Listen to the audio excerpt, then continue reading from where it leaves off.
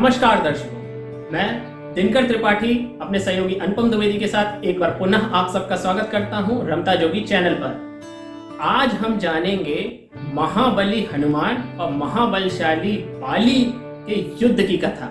इस रोचक प्रसंग पर जानने से पहले हम जरा ये समझ लेते हैं कि आखिर बाली इतना बलवान बना कैसे, तो इसके बारे में हमें बताएं अनुपम। नमस्कार दर्शकों, मान्यताओं के अनुसार बाली को उनके धर्म पिता इंद्रदेव द्वारा एक स्वर्ण हार प्राप्त हुआ था। ऐसा कहा जाता है कि इस हार को ब्रह्मा जी ने स्वयं मंत्रयुक्त करके बाली को यह वरदान दिया था कि जब कभी भी वो यह हार पहन के रणभूमि में किसी भी योद्धा का सामना करेगा तो सामने वाले की आधी शक्तियां क्षीण हो जाएंगी और वो बाली को प्राप्त हो जाएंगी। इसी वरदान की वजह से बाली लगभग अजय योद्धा था। इसी शक्तियों के द्वारा और वरदान की वजह से बाली ने कई महाबली योद्धाओं को परास्त किया था युद्ध में, जिनमें से 1000 हाथियों के बल वाले असुर दुदुम्बी एवं उसके भाई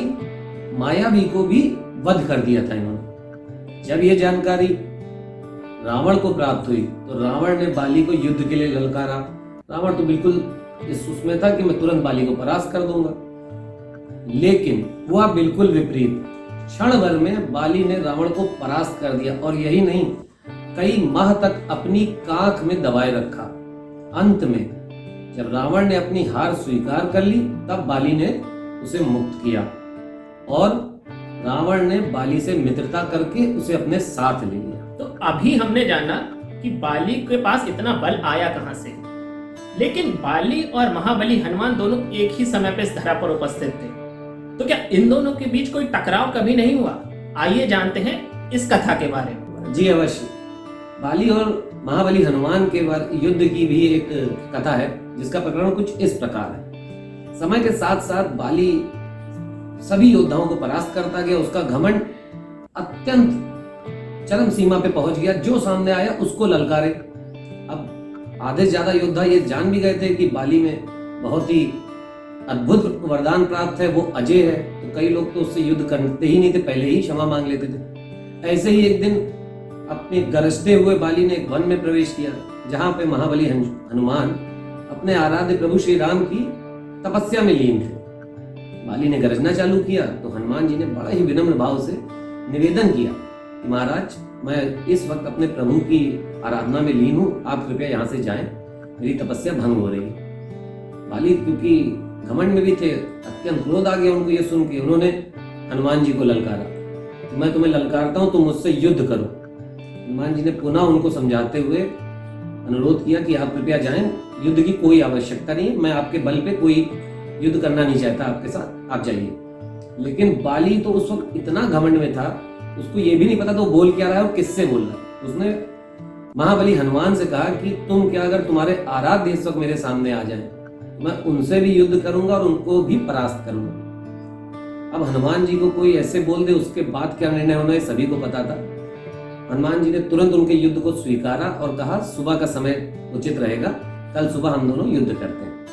बाली अत्यंत खुश हुआ मन ही मन कि पूरी दुनिया ये मानती है, पूरी सृष्टि ये समझती है कि हनुमान से बड़ा बलशाली कोई नहीं। कल मैं इसको परास्त करके इसको जो आधा बल भी इसका मेरे पास आ जाएगा और ये साबित हो जाएगा कि मैं ही सबसे बलशाली हूँ। बाली वहां से चले गए। हनुमान जी अपना सुबह उठे, अगले दिन उन्होंने अपने आराध्य की पूजा की और दंगल के लिए निकल पड़े। लेकिन उसी वक्त ब्रह्मा जी उपस्थित हुए। ब्रह्मा जी ने हनुमान जी को रोका और कहा कि कृपया करके इस युद्ध को ना करें।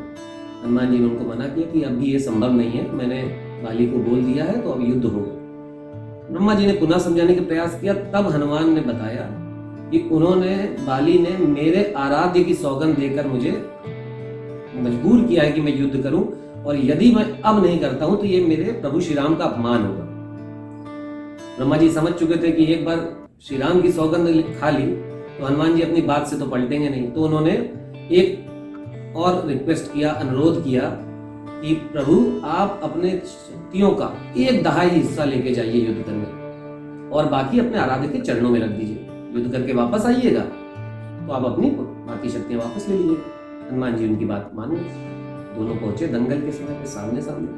जैसे ही बाली हनुमान जी के सामने आया, आधा बल हनुमान जी का क्षीण हो गया और वो बाली को प्राप्त हो गया। तत्पश्चात जो हुआ वो एक विचित्र कथा थी। बाली आधा बल जो प्राप्त किया था हनुमान जी से वो बर्दाश्त ही नहीं कर पाए। अगले कुछ क्षणों में बाली को ऐसा प्रतीत हुआ कि उसकी नसें फट जाएंगी, अंदर से इतना बल आ गया है कि उसका शरीर उसका साथ नहीं दे रहा है, वो इतना बल बर्दाश्त नहीं कर सकता और वो वहां से बिल्कुल युद्ध करने की अवस्था में ही नहीं था, क्योंकि उसके अंदर सब कुछ फटा जाता था। तभी वहां पे अवतरित हुए ब्रह्मा जी, और ब्रह्मा जी ने उनको समझाया बाली को कि अभी जो तुम्हें बल प्राप्त हुआ है वो हनुमान के एक दहाई का आधा है, जो तुम नहीं बर्दाश्त कर पा रहे हो। तुम्हें ऐसा प्रतीत हो रहा है कि तुम्हारी नसें फट जाएंगी और तुम्हारा रक्त बाहर आ जाएगा, तो तुम समझ जाओ कि अगर युद्ध हुआ तो उसका परिणाम क्या होगा। मेरी मानो यहाँ से काफी दूर चले जाओ ताकि हनुमान जी का भी क्रोध शांत हो और वो तुम्हें क्षमा कर दे, वरना परिणाम तुम्हें पता है। इसके पश्चात बाली वहां से गायब हो गए, चले गए, और ब्रह्मा जी के कहने पे हनुमान जी ने भी उन्हें जाने दिया और ये युद्ध हुआ ही नहीं, क्योंकि बाली उसके लिए कभी तैयारी नहीं। हमने अभी सुना कि क्या हुआ जब हनुमान और बाली एक दूसरे के आमने सामने आए, मगर एक और प्रश्न जो दिमाग में आता है वो ये है कि अगर बाली इतना बलशाली था और वाकई वो सुग्रीव का वध कर देना चाहता था, तो सुग्रीव इतने दिनों तक बाली से बचे कैसे रहे?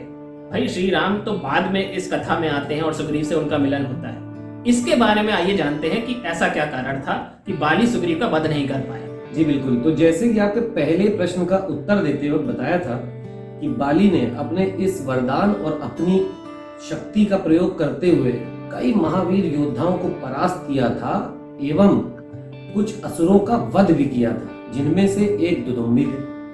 तो जब दुदुम्बी का वध कर दिया, उसके मृत शरीर को बाली ने 1 योजन दूर तक हवा में उछाल फेंका।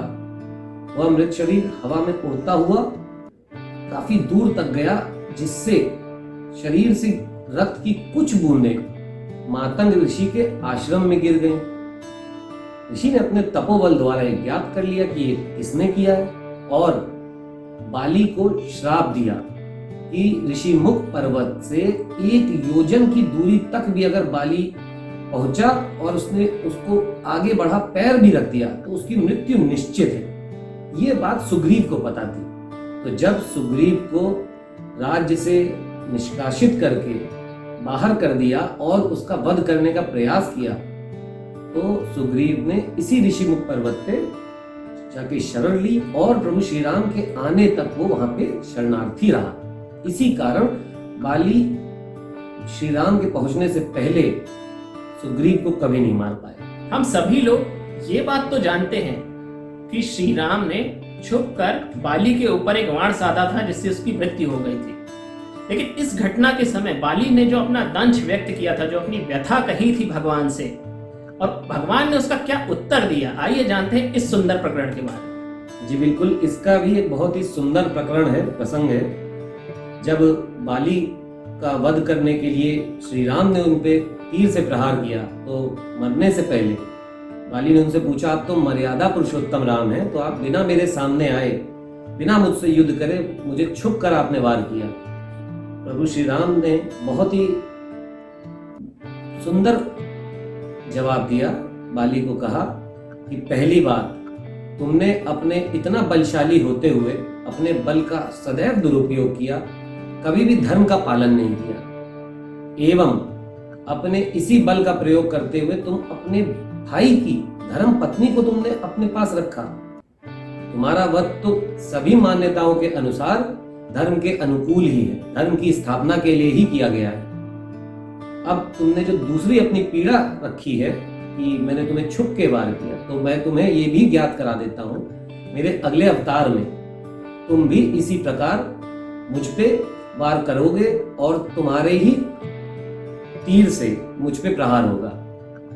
दर्शकों, आपको बता दें, जब अगले अवतार में विष्णु भगवान कृष्ण जी के रूप में धरती पे आए, तो एक समय जब वो विश्राम कर रहे थे एक पेड़ के नीचे, उस समय बाली एक जरा नामक बहेलिये के रूप में जन्म लिया हुआ था और भ्रम के कारण उसको लगा कि एक मृग वहां पे है जिस पे उसने प्रहार किया, और अपने शरीर को त्यागने से पहले श्री कृष्ण जी ने अपने स्वरूप में आकर उस जरा बहेलिये को ये बात याद दिलाई कि तुम वही बाली हो जिसके अंदर ये दंश था, ये पीड़ा थी कि तुम्हें छुप कर वार किया गया। तो आज मैंने तुम्हें जो उस समय बात कही थी उसको पूर्ण करा दिया, और अब तुम्हारे अंदर की दंश पीड़ा समाप्त हो जानी चाहिए। इसी के साथ आज की कथा को हम समाप्त करते हैं। आशा करते हैं आपको यह पसंद आया होगा। हमारे चैनल से जुड़े रहने के लिए लाइक और सब्सक्राइब करना ना भूलें। जय बजरंगबली। धन्यवाद।